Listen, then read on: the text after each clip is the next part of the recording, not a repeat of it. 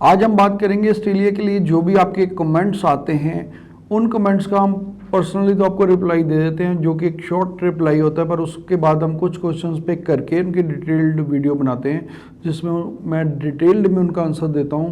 वो सिर्फ इसलिए कि स्टूडेंट्स नॉलेजेबल रहें। आप अगर सही नॉलेज आपके पास होगी तो आप लाइफ में सही डिसीजंस ले सकेंगे। और प्लस हमने एक अपना हेल्पलाइन नंबर भी दिया हुआ है 6292062920, उस पर भी आप हमें कॉल करके अपनी जो क्वेरीज है रिजॉल्व कर सकते हैं। और अब मैं मैम से रिक्वेस्ट करूंगा कि क्वेश्चन दीजिए। सर, आज का हमारा फर्स्ट क्वेश्चन है कि सर कंडीशनल और अनकंडीशनल ऑफर लेटर में क्या डिफरेंस है? देखिए, जब हम अप्लाई करते हैं तो सबसे पहले हमें जो कंडीशनल ऑफर लेटर आती है, कंडीशनल में ऑफर लेटर में ये होती है कि अगर किसी की इंग्लिश प्रोफिशिएंसी नहीं है तो वो उनको होता है कि वो इंग्लिश प्रोफिशिएंसी देनी है, तो आपको वो क्लियर करना पड़ता है। उसके बाद आपको जीटी क्राइटेरिया क्लियर करना पड़ता है।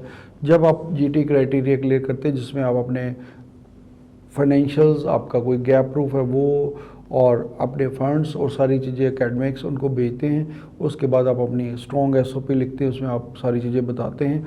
और कई यूनिवर्सिटीज़ इंटरव्यू भी कंडक्ट करती हैं। अगर वो आप इंटरव्यू भी क्लियर कर लेते हैं, उसके बाद आपका जीटी क्राइटेरिया क्लियर होने के बाद फिर आपके पास अनकंडीशनल ऑफर लेटर आती है। वो अनकंडीशनल ऑफर लेटर के बाद आप एबल होते हैं कि आप उस यूनिवर्सिटी में फ़ीस ट्रांसफ़र करते हैं। तो सबसे इम्पोर्टेंट यही रहता है कि आपकी अनकंडीशनल ऑफर लेटर आनी ज़रूरी होती है ऑस्ट्रेलिया के केस में। सर, अगर इनटेक डेफर करना हो तो नेक्स्ट इनटेक के लिए जीटी दोबारा क्लियर करनी पड़ेगी? जी नहीं, वो जीटी दोबारा क्राइटेरिया क्लियर नहीं करना पड़ता, वो आपको एक बार क्राइटेरिया क्लियर करना पड़ता है। तो वो एक बार आपने कर लिया, उसके बाद इनटेक आपका डेफर हो जाता है। हालांकि जो यूनिवर्सिटीज़ हैं वो मेनली स्ट्रेस करती हैं आपको कि आप अपनी ऑनलाइन क्लासेस ज्वाइन कीजिए, वो आपको इनटेक डेफर करने के फेवर में नहीं होती, क्योंकि यूनिवर्सिटीज़ का फाइनेंशियल लॉस होता है। वो इसलिए स्टूडेंट्स को ज़्यादातर यही रिकमेंड करती हैं यूनिवर्सिटीज़ कि आप अपनी ऑनलाइन स्टडी ज्वाइन कर लीजिए, डेफरमेंट नहीं देती हैं। सर, मेरा मेडिकल 5 फ़रवरी को हुआ था और फाइल लगी 23 जैन को, और रिज़ल्ट अभी तक नहीं आया, तो मैं क्या करूँ? देखिए, वैसे मोस्टली फरवरी वालों का रिजल्ट्स आ चुका है या आ रहा है, क्योंकि अभी जो करंट प्रोसेसिंग है वो मार्च इनटेक की चल रही है।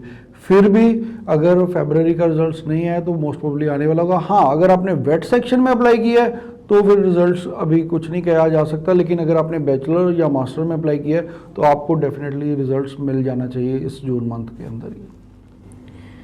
सर, बैंक स्टेटमेंट और रिटर्न एक्सपीरियंस में कौन सा नेसेसरी होता है फाइल लॉन्चमेंट के टाइम, या फिर दोनों ही होते हैं? देखिए, ये तो दोनों चीज़ें ही आपको चाहिए, क्योंकि वैसे फंड्स ऐसा होता है कि अगर आप लेवल 1 में अप्लाई कर रहे हैं तो लेवल 1 यूनिवर्सिटी के फंड्स जो होते हैं वो एम्बेसी में मैंडेटरी नहीं होते हैं, लेकिन आपको जो आपका एक्सपीरियंस है, आपके जो एकेडमिक्स है, आपकी जो इंग्लिश प्रोफिशिएंसी है, आपकी जो सीओई है, वो सारी फाइल्स में लगानी पड़ती है।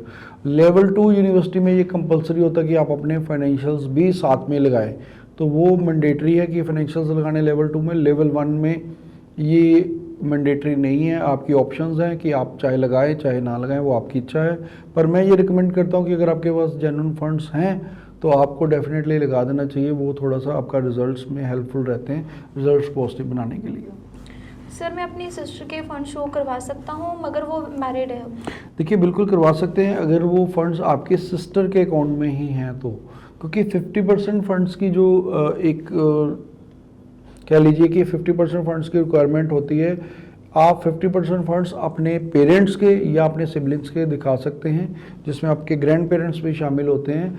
वो 50% फंड्स होने चाहिए। बाकी 50% फंड्स आप आउटसाइड भी किसी के करवा सकते हैं, आपके जो फर्स्ट ब्लड रिलेशन में, जैसे आपके चाचा, ताया, मामा, बुआ, अगर मासी है, मामा है, किसी के भी करवा सकते हैं। 50% फंड्स आपकी अपनी फैमिली के होने चाहिए, जिसमें मेजरली पेरेंट्स या सिबलिंग्स रहते हैं। सर, मेरी एंगेजमेंट हो चुकी है और मेरे फियांसी जो है ऑस्ट्रेलिया में है, क्या वो मुझे स्पॉन्सर करके मेरा वीज़ा आ जाएगा? देखिए, अगर तो आप विजिटर वीज़ा की बात करें तो डेफिनेटली आप स्पॉन्सर कर सकते हैं, लेकिन अगर आप स्पाउस वीज़ा, डिपेंडेंट वीज़ा की बात करें जो कि सब क्लास 590 के अंडर होता है, तो वो आप तभी अप्लाई कर पाएंगे जब आपकी मैरिज हो जाएगी। मैरिज के बाद आप अप्लाई कर सकते हैं स्पाउस वीज़ा के लिए। तो उस केस में भी आपने ये नहीं बताया कि आप वहाँ पर किस स्टेटस पे हैं। अगर आप स्टडी वीज़ा पे हैं तो उसमें कुछ कंडीशंस होती हैं, जैसा कि यूनिवर्सिटी जिसमें आप पढ़ रहे हैं तो अगर आप अपने स्पाउस को बुलाना चाहते हैं डिपेंडेंट को, तो उस केस में डिपेंडेंट भी आप ग्रेजुएट होना चाहिए, आपकी मैरिज 1 साल पुरानी होनी चाहिए मेजरली, और उनके भी फाइनेंशियल साथ में दिखाने पड़ते हैं जो कि 12 से 15 लाख के करीब दिखाने चाहिए आपको। सर क्या एम्बेसी मेल करती है इंटरव्यू के लिए या डायरेक्ट ही इंटरव्यू आती है? देखिए एम्बेसी मेनली प्रायर इन्फॉर्म करके ही आपको आपके इंटरव्यू लेती है। मेजरली तो वो आपका जो इंटरव्यू है वो उस पर माइक्रोसॉफ्ट टीम वीवर पे होता है, तो उसी पे आपकी इंटरव्यू ली जाती है। उसका वो लिंक वगैरह पहले से मेल करके आपको बताते हैं, या आप आपके कंसल्टेंट को वो मेल करते हैं। सर मैंने लाट्रॉब यूनिवर्सिटी में जीटी के लिए अप्लाई किया है, अभी तक जीटी प्रोसेस क्लियर नहीं हुआ, क्या रीज़न हो सकता है? 25 डेज से ज़्यादा हो चुकी है। देखिए जीटी में नॉर्मली थोड़ा सा यूनिवर्सिटीज़ टाइम ले रही हैं, लेकिन अगर इतनी देर हो गई है, 25 डेज़ हो चुके हैं, तो आप एक बार यूनिवर्सिटी से ज़रूर कांटेक्ट कीजिए, उनको मेल डालिए। आप अपनी पर्सनल जो आपकी स्टूडेंट आईडी मेल आईडी है उसी से सीधा यूनिवर्सिटी को डालिए, या आप अपने कंसल्टेंट को कीजिए कि वो पता करे कि क्या दिक्कत है, क्यों नहीं हो रहा है। अगर कोई डॉक्यूमेंट की आपको रिक्वायरमेंट है तो आप उनको डॉक्यूमेंट भेज सकते हैं। नॉर्मली जो अब प्रोसेसिंग इसका प्रोसेसिंग टाइम है वो 15-20 दिन ही है, तो 25 डेज़ हो गए तो आपका क्लियर होना चाहिए। मोनाश यूनिवर्सिटी में सर अप्लाई किया था 26 अप्रैल को ऑफर लेटर के लिए, PT overall 58, not less than 53, 2021 pass out. Offer letter नहीं आया अभी तक, अगर ऑफर लेटर इन दिनों में आ जाता है तो मुझे जुलाई इनटेक मिल जाएगा? जी नहीं, बिल्कुल जुलाई इनटेक के लिए अब आपको करना भी नहीं चाहिए, क्योंकि जुलाई इनटेक पॉसिबल नहीं हो पाएगा।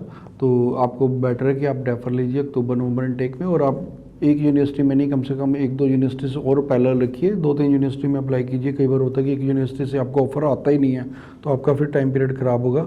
आप अक्टूबर नवंबर इनटेक के लिए 2 या 3 यूनिवर्सिटी में कम से कम अप्लाई कीजिए। End of the session. और फिर भी अगर आपकी कोई क्वेरीज रह जाती है तो आप नीचे हमें कमेंट कर सकते हैं, हम हर कमेंट का आपको रिप्लाई देंगे, या आप हमारे हेल्पलाइन नंबर 6292062920 पे कॉल कर सकते हैं, या आप हमारी ब्रांचेस में जो कि जालंधर, लुधियाना या बठिंडा में, वहाँ विजिट भी कर सकते हैं। Thanks for watching. Business or call us for visa services. Follow us on our social handles for offers and new updates.